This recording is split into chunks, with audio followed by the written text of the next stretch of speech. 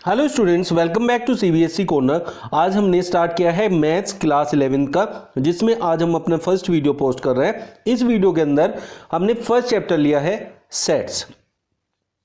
Sets का basics, क्या set होते हैं, कौन कौन से टाइप के सेट्स होते हैं, उनको कैसे लिखा जाता है, कैसे रिकॉग्नाइज करते हैं, क्या क्या उसके अंदर होता है, आज पूरा इस वीडियो में डिस्कस करेंगे और नेक्स्ट वीडियो में इसका फर्स्ट एक्सरसाइज का वीडियो लेकर आएंगे। चलिए स्टार्ट करते हैं आज का अपना ये वीडियो सेट्स की डेफिनेशन के साथ। सेट्स क्या होता है? What is set? A well defined collection of objects. Well defined collection of objects का मतलब होता है जिसके बारे में हमें पूरी नॉलेज हो और उनका एक ग्रुप बनाया जा सके, उसको कहते हैं sets. Like top 5 students of your class who scored full marks.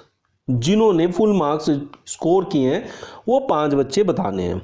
तो रैंक वाइज हम बता सकते हैं, जिसके सबसे ज़्यादा मार्क्स होंगे वो नंबर 1 पे होगा, 2, 3 ऐसे करके हम उनको निकाल सकते हैं। ऐसे ही जैसे उन्होंने बोला है वोवेल्स का एक सेट बनाना है, हमने वोवेल्स लिए हैं AEIOU।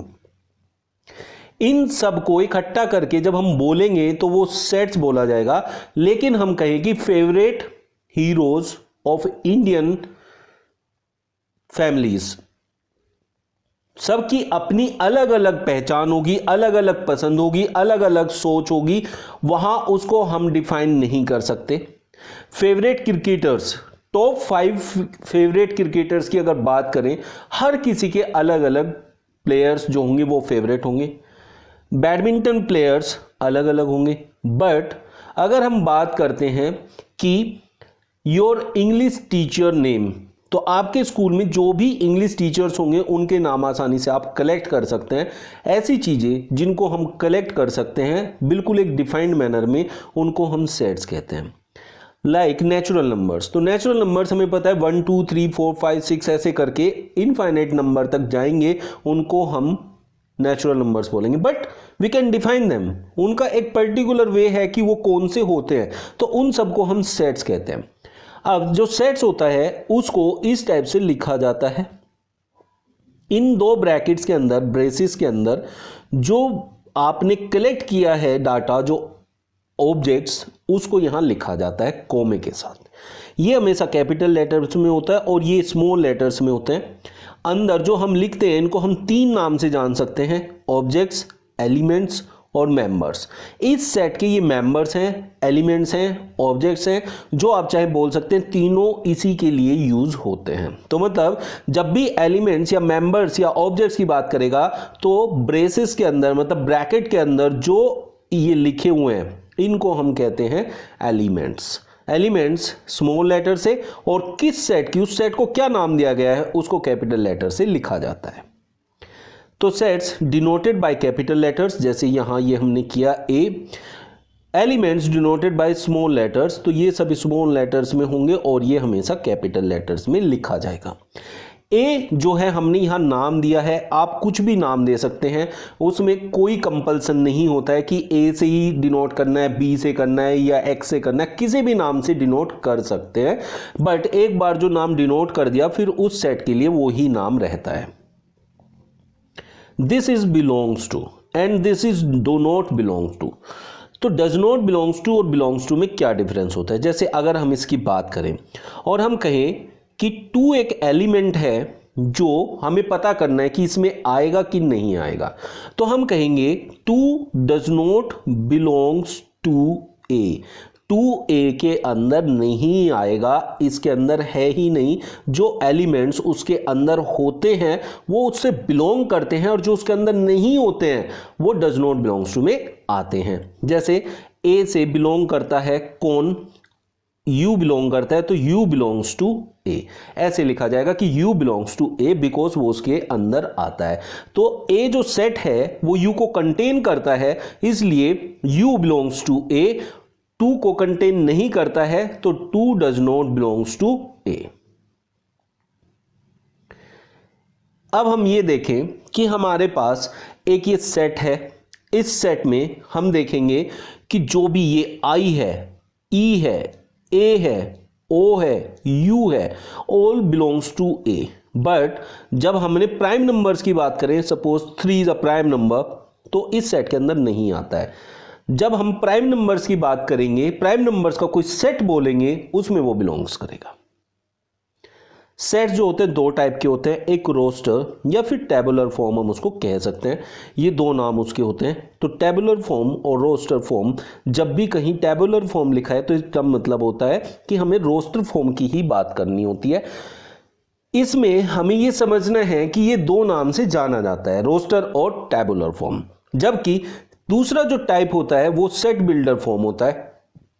इनको समझ लेते हैं, इनको कैसे हम लिख सकते हैं। सबसे पहले हम रोस्टर की बात करते हैं या फिर हम टेबुलर फॉर्म उसको कह सकते हैं। अब हमने बोला है set of all prime numbers less than 10। अगर सिंपली हम ब्रेसेस के अंदर उन वैल्यूज को लिख लें जो वैल्यूज इसमें लाई करेगी, उसको कहते हैं रोस्टर फॉर्म। लाइक दिस 2 3 5 7, 2 3 5 7 इन ब्रेसेस के अंदर लिखे गए हैं। 10 से छोटे जितने भी प्राइम नंबर्स हैं उनका हमने यहां कलेक्शन किया और उनको ब्रेसेस के अंदर बंद कर दिया। जब 2 सबसे छोटा प्राइम नंबर होता है, फिर 3 होता है, फिर 5 होता है, फिर 7 होता है, इन सबको अलग अलग कोमे के साथ लिखते हैं तो वो अलग अलग एलिमेंट्स की बात करता है। तो टोटल नंबर ऑफ एलिमेंट्स यहां 4 हैं और ब्रेसेस के अंदर बंद है, let it be A.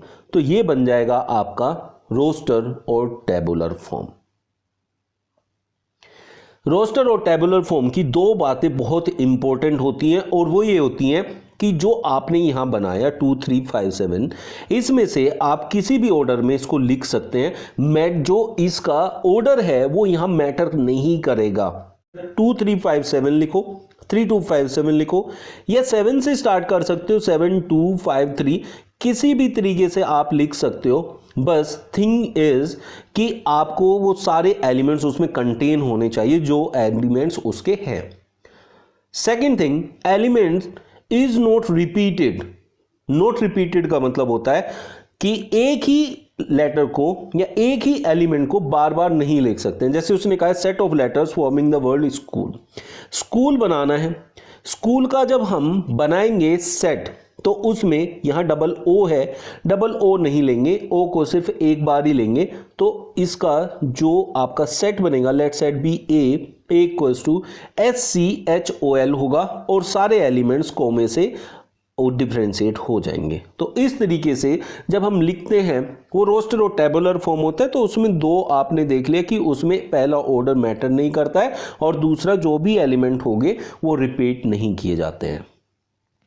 Set builder form, set builder form को इस फॉर्म में लिखा जाता है जैसे हमने वोवेल्स की बात की थी स्टार्टिंग में, उसी का हमने क्वेश्चन बनाया सेट बिल्डर फॉर्म में। इसको ऐसे लिखा जाएगा वी इज द सेट, लेकिन उसको बोला कैसे जाएगा, देखिए ऐसे लिखा जाता है, ब्रेसेस लगाते हैं। ब्रेसेस लगाने के बाद सपोज हमने x में वैल्यू लिखनी है तो x लेंगे, x y a b c कुछ भी आप ले सकते हैं, उससे कोई फर्क पड़ने वाला नहीं है, लेकिन जो लेंगे फिर उसी के नाम से उसको जाना जाएगा। x, इसको जो ये सेमी कोलन है यहां पर, इसको सच दैट बोला जाता है। तो सबसे पहले आप बोलेंगे the set of all x, the set of all x. अगर यहां y होता तो set of all y, such that x is a vowel. ये जो सेमी कोलन है ये होता है सच दैट के लिए, तो इट मीन्स सच दैट जो ये इसके लिए हम बोल रहे हैं। इसके आगे जो बात है फिर उसको बोला जाएगा such that x is a vowel. तो x जो भी लेंगे, मतलब जो भी एलिमेंट हम लेंगे वो वोवेल होगा ऑफ इंग्लिश अल्फाबेट। तो इस तरीके से हम उसको रीड करते हैं और इसका मतलब होता है कि जो भी हमने बात बोली है उसको हम अलग अलग एलिमेंट्स, सारे एलिमेंट्स निकाल के उनको अलग अलग कोमे से डिफरेंशिएट करते हुए ब्रेसेस के अंदर बंद कर देंगे तो वो रोस्टर फॉर्म बन जाएगा। तो रोस्टर फॉर्म में जब मैं इसको लिख रहा हूं तो it will be V equals to braces AEIOU separated by the commas. तो आपको ये डिफरेंस समझ में आएगा कि सेट बिल्डर फॉर्म और रोस्टर फॉर्म में क्या डिफरेंस होता है। अब जैसे हमारे पास एक ये रोस्टर फॉर्म में दिया है, पहले वाला जो हमें था सेट बिल्डर फॉर्म में दिया था और हमने उसको रोस्टर फॉर्म में लिखा था। अभी हमारे पास रोस्टर फॉर्म में दिया होगा, उसके कई सारे मतलब निकल सकते हैं, लेकिन जो सारे एलिमेंट्स जिस चीज पे सेटिस्फाई होंगे वो वाला आपका आंसर होगा। जैसे अब हम यहां देखें तो 1 A इक्वल्स टू 1, 2, 3, 6, 7, 14, 21, 42। जितने भी एलिमेंट्स इसके अंदर लिखे हैं वो सारे एलिमेंट्स नेचुरल नंबर्स में से हैं। फर्स्ट थिंग, कोई भी नेगेटिव नंबर नहीं है तो इंटीजर्स की बात नहीं कर रहे हैं, सिर्फ नेचुरल नंबर्स की बात कर रहे हैं। जीरो नहीं है तो होल नंबर की बात नहीं करेंगे। तो हम कहेंगे कि ए को ले लेते हैं कि ए सेट जो है ए इक्वल्स टू एक्स। अब आपको सबसे पहले लिखना है the set of all x, set of all x. तो आप बोलेंगे set of all x such that, इस सेमीकोलन के लिए बोला जाएगा such that x is a, यहां लिखेंगे such that x is a natural number which divides 42। ये मैंने डायरेक्ट आंसर आपको बता दिया कैसे लिखना है, बट आपने यहां देखा जितने भी ये फैक्टर्स हैं ये सारे फैक्टर्स 42 को डिवाइड कर पा रहे हैं, सब के सब इसको डिवाइड कर पा रहे हैं। तो यहां से हमें पता चल रहा है कि ये सारे हमने 42 के फैक्टर्स लिए हैं। तो 42 के फैक्टर्स लेने का मतलब है कि सारे वो नंबर जो 42 को डिवाइड करने वाले हैं। तो इस वजह से हम इसे लिखेंगे नंबर विच डिवाइड्स 42। तो यहां 42 ले लेंगे। लेकिन अगर मैंने यहां 2, 3, 7 लिया होता, तो अगर 2, 3, 7 लिया होता तो हम इसको ये कह सकते थे set of all the prime numbers of the factors of 42। जो 42 के फैक्टर्स हैं उनके सारे प्राइम फैक्टर्स मैंने लिए हैं, तब हम ऐसा बोल सकते थे। बट अभी हम ऐसा नहीं बोल सकते हैं। अभी हमने देखा सारे के सारे नंबर्स जो हैं वो प्राइम नहीं है, और दूसरा सारे के सारे नंबर्स 42 को ईजिली डिवाइड कर पा रहे हैं, और इनसे अलग कोई नंबर ऐसा नहीं है जो 42 को डिवाइड कर पाएगा। तो इट मीन्स सारे फैक्टर्स जो उसको डिवाइड कर सकते हैं वो हमने यहां ले लिए हैं। तो सारे नेचुरल नंबर्स जो इंक्लूडेड है 42 के अंदर जो उसको डिवाइड कर सकते हैं, देयरफॉर हमने यहां बोला कि x is a natural number which divides 42। इस तरीके से आप रोस्टर से सेट बिल्डर फॉर्म को बना सकते हैं। आज का वीडियो कैसा लगा है कमेंट बॉक्स में जरूर बताइएगा। नेक्स्ट वीडियो का वेट कीजिए। हर Monday, Wednesday and Friday you'll get the video of maths at 5 PM।